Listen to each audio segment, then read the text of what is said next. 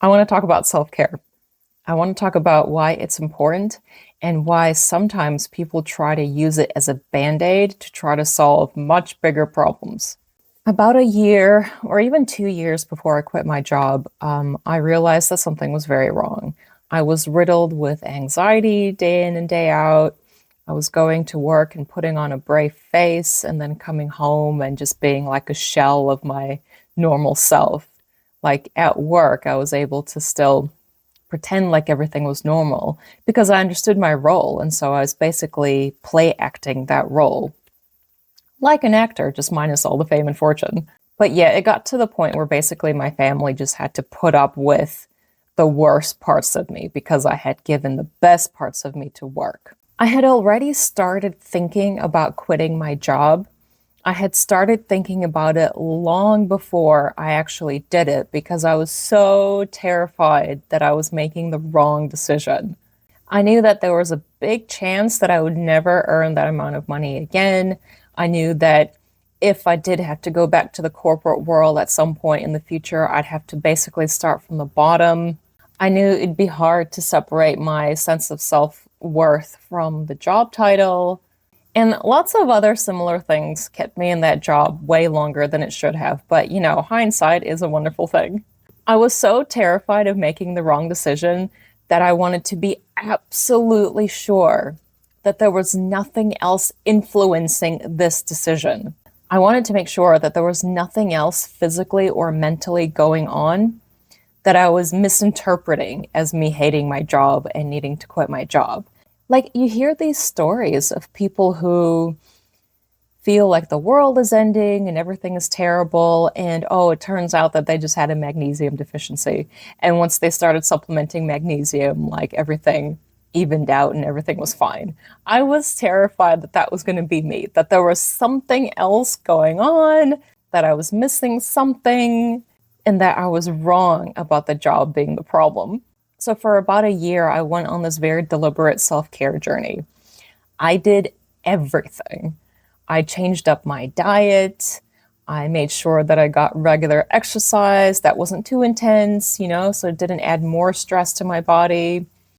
I bought all the houseplants. I took all the long baths, I decorated my house. I made sure that I was getting lots of sleep at night. I did stuff in the garden.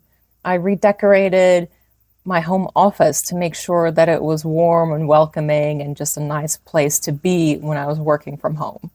I will say that the one thing I didn't do was take up a hobby, but I've talked about that in some previous videos. I was so burnt out, like between being at work 9 to 5 and then coming home and taking care of my kids and doing chores and things like that. I just didn't have time or mental energy for hobbies. So that is one thing that I didn't do during the self-care period.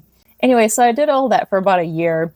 I looked great because I lost some weight through the diet and exercise changes. So when I would go to work and stand up to give a presentation at a conference somewhere and wearing my work dresses and things, I looked fantastic. Yay. But I still hated my job. I hated having to drag myself out of bed every morning to do that job. And I started to kind of resent the whole self-care thing. I was like, how much self-care do I need to be doing just to stay afloat in this job? Like, if my job was a waterfall, then self-care was the ladder that I was using to climb up that waterfall while the water pelted me in the face. And the more self-care I did, the nicer quality the ladder was, but at the end of the day, I was still climbing up a waterfall. At the end of the day, I thought to myself, why am I making this so hard for myself? Will I actually need that ladder if I take away the waterfall? Does that make sense? As an example, myself and a lot of the managers and leaders that I worked with were so stressed out during the day that one of the only ways they were able to get through the days and the weeks and the months was by booking really lavish, expensive overseas vacations to get away from it all. And those kinds of vacations sound nice, but they had to be really big, really extreme in order to balance out the amount of stress they were feeling from their jobs. It got to a point where these people, myself included, couldn't take a few days off just to potter around the house and read a book or something like that. It had to be a big vacation. So that's an example of creating a more complicated, more sophisticated ladder because you still have to climb up this waterfall. So anyway, after doing all of this and still having those thoughts about my job, I realized that if I got rid of that job, then some of that self-care stuff wouldn't have to be so conscious. Some of it would just come naturally. Like if I didn't have to go to bed at night knowing that there was some really big, important meeting that I had to present at the next morning, then I wouldn't have as much trouble sleeping, right?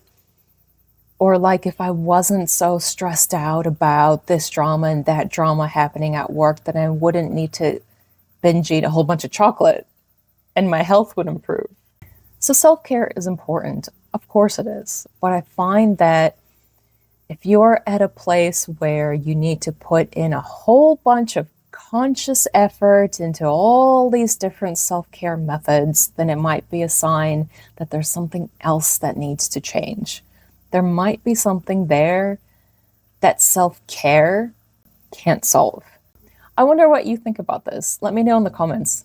I wonder if you've ever had some stressful situation happen in your life and then someone come up to you and say, I bet you just need a cup of tea.